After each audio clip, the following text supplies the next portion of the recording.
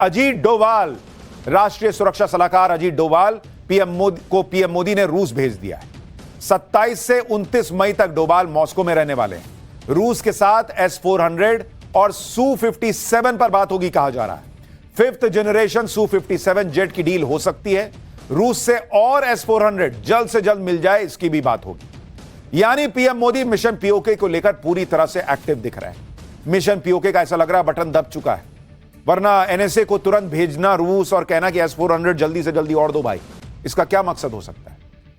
भारत का defence production तो और बढ़ गया है। इसके साथ भारत दुनिया के बेहतरीन हथियार खरीद रहा है। भारत अपने यहां जो हथियार बनाता है, कहा जा रहा है उन फैक्ट्रीज में वीकली ऑफ भी कैंसिल हो गए। ताबड़तोड़ प्रोडक्शन चल रहा है। पीएम मोदी के हर फैसले से अमेरिका को भी झटका लगेगा, स्पेशली Su-57 की जो बात कर रहा हूं, जो भारत के साथ डिफेंस डील की कोशिश कर रहा है। लेकिन पीएम मोदी ने अमेरिका को भी मैसेज दे दिया है कि भारत के साथ काम करना है तो भारत की शर्तों पर करना होगा। ऐसा नहीं चलेगा कि अमेरिका अपनी चौधराहट दिखाता रहे, और अब तो वो समय चला जा चुका है। यह नया भारत है जो अपने हिसाब से काम करता है, चाहे किसी को अच्छा लगे किसी को बुरा लगे। लेकिन आपको अजीत डोभाल के रूस दौरे के बारे में डिटेल में आज जानना चाहिए। पाकिस्तान को चीन अपने फाइटर जेट आधी कीमत पर क्यों दे रहा है, और रूस के साथ भारत की डील से ट्रंप क्यों परेशान होंगे, ये सारी चीजें अब आपको बताऊंगा। लेकिन पहले एक टीजर देखिए।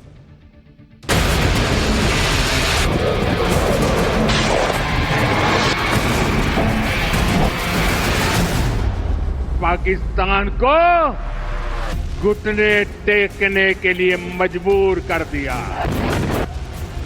शोध प्रतिशोध का खेल नहीं, ये न्याय का नया स्वरूप है।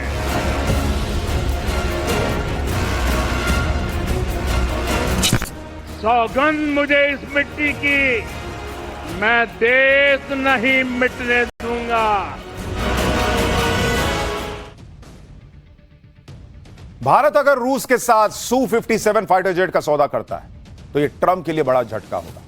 अमेरिकी राष्ट्रपति ट्रंप आजकल हर प्लेटफॉर्म पर ट्रेड ट्रेड ट्रेड यही जप रहे हैं ना। ट्रंप की बातों से लगता है जैसे वो अमेरिका के राष्ट्रपति नहीं बल्कि एक बिजनेसमैन। ट्रंप जानते हैं कि डिफेंस सेक्टर में भारत बड़ा मार्केट है। ट्रंप इस कोशिश में लगे कि भारत अपनी डिफेंस डील अमेरिका के साथ करे। इसी साल पीएम मोदी जब अमेरिका गए थे तो ट्रंप ने भारत को F-35 जेट खरीदने का ऑफर दिया था, जो दुनिया का सबसे महंगा फाइटर जेट है, जबकि पहले अमेरिका F-16 का ऑफर दे रहा था। F-16 फाइटर जेट पहले से पाकिस्तान के पास मौजूद है। अमेरिका भारत को F-35 बेचने के लिए बेचैन है। इससे अमेरिका को करोड़ों डॉलर का फायदा होगा। लेकिन दिक्कत यह है कि अमेरिका F-35 की पूरी टेक्नोलॉजी भारत को नहीं देना चाहता। यानी भारत विमान खरीदने के बाद भी अमेरिका पर डिपेंडेंट रहेगा, और इसी वजह से भारत अपने पुराने डिफेंस पार्टनर रूस के साथ डील करने में दिलचस्पी दिखा रहा है। अमेरिका का F-35 और रूस का Su-57 दोनों ही 5th जनरेशन के फाइटर जेट हैं, और भारत को 5th जनरेशन फाइटर जेट की बहुत जरूरत है क्योंकि राफेल 4.5 जनरेशन वाला है। भारत का सीधा मुकाबला पाकिस्तान और चीन से, और भारत किसी भी हाल में पाकिस्तान को माइलेज नहीं दे सकता। अब अगर ग्राउंड रियलिटी की बात करें तो भारत के पास अभी 5वीं जनरेशन का कोई फाइटर प्लेन नहीं। फ्रांस से मिला राफेल और रूस का सुखोई 30 भी 4.5 जनरेशन के फाइटर प्लेन, जबकि पाकिस्तान के पास चीन से मिला J-10 4.5 जनरेशन का फाइटर प्लेन है। अब खबर है कि चीन जल्दी ही J-35 stealth fighter jet Pakistan को बेच सकता है। चीन 5th जनरेशन का यह प्लेन पाकिस्तान को 50% डिस्काउंट पर बेचने की डील कर रहा है। रिपोर्ट के मुताबिक चीन ने J-35 जेट के प्रोडक्शन को काफी तेज कर दिया है। अगर यह डील हो जाती है तो इसी साल के अंत तक पाकिस्तान के पास 5th जनरेशन का फाइटर प्लेन हो सकता है। यानी पाकिस्तानी एयरफोर्स के पास एक ऐसा लड़ाकू विमान आ सकता है जो स्टील्थ, मल्टी रोल और इलेक्ट्रॉनिक वॉरफेयर में भारत की राफेल स्क्वाड्रन को सीधे सीधे चुनौती दे सकता है। इसलिए पीएम मोदी अब तेजी से 5th जनरेशन फाइटर जेट की डील जल्दी ही क्लोज करने की प्लानिंग कर रहे हैं। पीएम मोदी जिस Su-57 फाइटर प्लेन की बिग डील रूस से कर सकते हैं, उसकी ताकत भी आपको बताता हूं। अब तक दुनिया में अमेरिका, रूस के अलावा चीन के पास ही 5वीं पीढ़ी के लड़ाकू विमान मौजूद हैं। इसमें Su-57 दुनिया का सबसे शक्तिशाली लड़ाकू विमान है। Su-57 को दुश्मन के विमान को मार गिराने के लिए डिजाइन किया गया है, यानी फाइटर जेट्स को काउंटर करने के लिए ही बना है। इसमें मल्टी लेयर डिफेंस सिस्टम को इंटीग्रेट किया गया है जो कि किसी भी रडार को चकमा देने में सक्षम है। इसमें ब्रह्मोस नेक्स्ट जनरेशन मिसाइल को इंटीग्रेट किया जा सकता है। Su-57 jet 2 supersonic speed engine से लैस है और इसकी टॉप स्पीड 2600 किलोमीटर प्रति घंटे की है। Su-57 की फायरिंग रेंज 3500 किलोमीटर की है। Su-57 फाइटर जेट में दुनिया के सबसे एडवांस एवियोनिक्स मौजूद है। एवियोनिक्स फाइटर प्लेन में इस्तेमाल होने वाला इलेक्ट्रॉनिक सिस्टम होता है जो कि कम्युनिकेशन, नेविगेशन और फ्लाइट कंट्रोल में मदद करता है। रूस का Su-57 फाइटर जेट न सिर्फ ताकतवर है बल्कि ऐसे ऐसे काम कर सकता है जो कोई फाइटर जेट शायद कर पाए।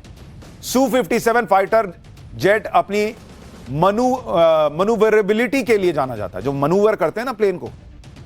Su-57 बहुत कम स्पेस में भी टेक ऑफ कर सकता है, यानी वर्टिकल टेक ऑफ करने में सक्षम है, कि मतलब ऐसे सीधा उड़ गया। वर्टिकल टेक ऑफ यानी रनवे पर थोड़ा दौड़ने के बाद सीधे ऊपर आसमान में उड़ जाना।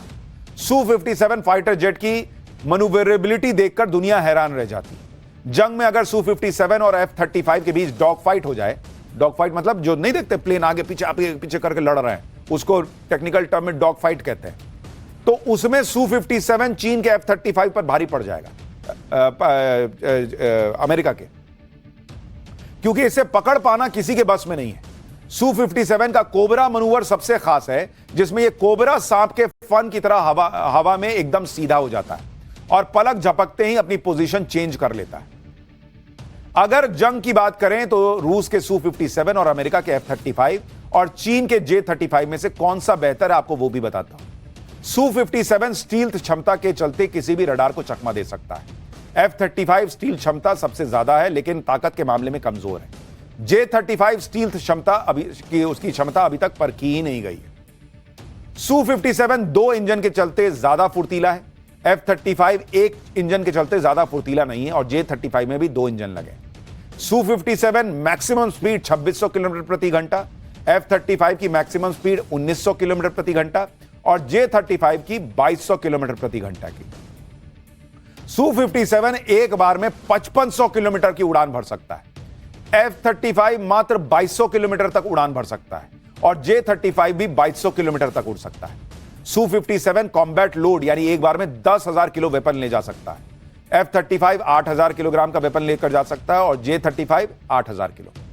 Su-57 हाइपरसोनिक मिसाइल ले जा सकता है, अंदर और बाहर मिसाइल रख सकता है। F-35 सिर्फ अंदर की तरफ मिसाइल रख सकता है। J-35 PL-15 मिसाइल से लैस है लेकिन क्षमता साबित नहीं हुई है। Su-57 एक प्लेन की कीमत 35 से 50 मिलियन डॉलर के बीच है, यानी करीब 300 से 425 करोड़ रुपए। F-35 सस्ता है, 80 से 110 मिलियन डॉलर, यानी करीब नहीं, महंगा है। उसकी कीमत जो है वो करीब करीब बैठती है 680 करोड़ रुपए से लेकर 934 करोड़ रुपए और J-35 70 मिलियन डॉलर यानी करीब 600 करोड़ रुपए का पड़ता है। यानी हवाई जंग में Su-57 चीन और अमेरिका दोनों के फाइटर जेट पर भारी पड़ेगा। अमेरिका पूरी कोशिश कर रहा है कि भारत उसका F-35 खरीद ले। इसी तरह की कोशिश अमेरिका ने एयर डिफेंस सिस्टम खरीद के समय भी की थी। भारत ने रूस का S-400 खरीदा जिस पर अमेरिका ने बहुत ऐतराज जताया था। अमेरिका ने तो भारत पर सैंक्शन तक लगाने की धमकी दी थी, लेकिन भारत झुकता है बॉस, भारत ना झुकने वाला। और जहां तक F-35 फाइटर जेट की बात है तो यह भारत के लिए फायदे का सौदा नहीं है उतना, क्योंकि भारत के पास F-35 नहीं खरीदने की कई वजह हैं। आपको बताता हूं कि F-35 में कितनी कमियां हैं। पेंटागन और यूएस गवर्नमेंट अकाउंटेबिलिटी ऑफिस के मुताबिक F-35 बहुत ज्यादा डेटा प्रोसेस करता है जिससे पायलट परेशान हो जाते हैं। F-35 में 65 ऑपरेशनल खामियां हैं।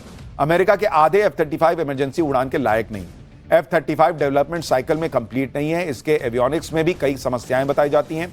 अमेरिका का F-35 करीब 12 बार क्रैश हो चुका है। मेंटेनेंस में देरी और साइबर डिफेंस की भी समस्या बताई जाती है। यानी अमेरिका भले कहे कि F-35 फाइटर जेट दुनिया का सबसे पावरफुल फाइटर जेट है, लेकिन इसकी लागत और बार बार क्रैश होने की वजह से यह सवालों के घेरे में है। यह वीडियो देखिए जिसमें F-35 क्रैश होता दिख रहा है। इसी साल जनवरी में F-35 क्रैश हुआ था, जिसके बाद कॉम्बैट सिचुएशन में F-35 की सुरक्षा को लेकर सवाल खड़े होने लगे।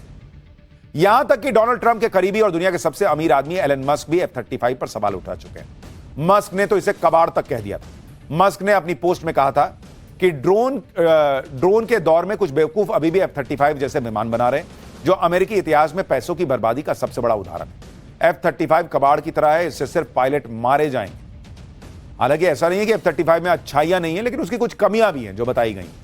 यानी अमेरिका के F-35 में समस्याएं भी हैं और शायद इसी वजह से ट्रंप ये फाइटर जेट भारत को चाहते हैं कि भारत खरीदे, कि जिससे F-35 बिक भी जाए और कुछ पैसे भी कमा लिए जाए। लेकिन पीएम मोदी जो करते हैं उसके पीछे लंबी चौड़ी प्लानिंग और रीजनिंग होती है। ऐसे ही कोई फैसला नहीं होता। आप देखिए कि भारत की ताकत बढ़ाने के लिए दुनिया का बेस्ट फाइटर जेट खरीद रहे हैं, बेस्ट डिफेंस सिस्टम खरीद रहे हैं, तो दूसरी तरफ खुद भारत में स्वदेशी डिफेंस सिस्टम को मजबूत करने पर जोर है। यह है भारत का स्वदेशी एयर डिफेंस सिस्टम कुश, जिसकी मंजूरी पीएम मोदी ने 2022 में दे दी थी। कुश एयर डिफेंस सिस्टम को प्रोजेक्ट कुश का नाम दिया गया है। इसे डीआरडीओ बना रहा है।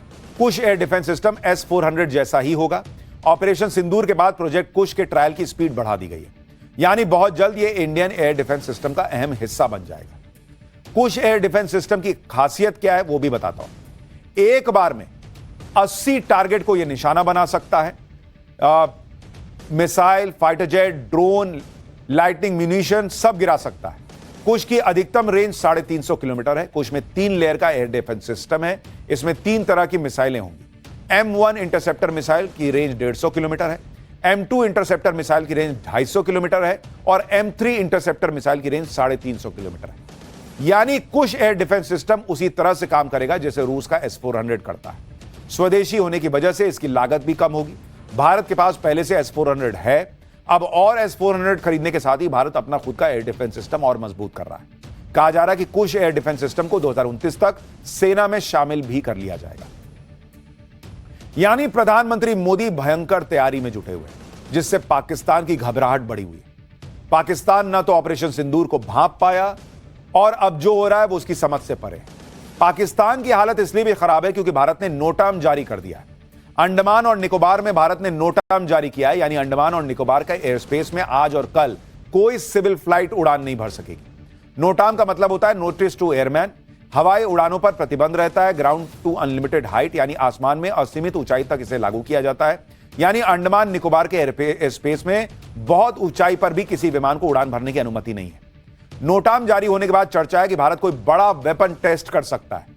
यानी पाकिस्तान को यह लग तो रहा है कि ये मारेंगे फिर, और भारत भी दिखा के तैयारी कर रहा है। अंडमान और निकोबार आइलैंड में भारत कई बार मिसाइल परीक्षण कर चुका है। इस बार भी भारत कोई लॉन्ग रेंज मिसाइल का टेस्ट कर सकता है। आप देखिए कि पिछले कुछ सालों में भारत ने अंडमान में किस तरह से मिसाइल टेस्ट किए। जैसे जनवरी 2025 ब्रह्मोस सुपरसोनिक का परीक्षण हुआ था यहां पर। अप्रैल 2024 में air launched ballistic missile test हुई थी।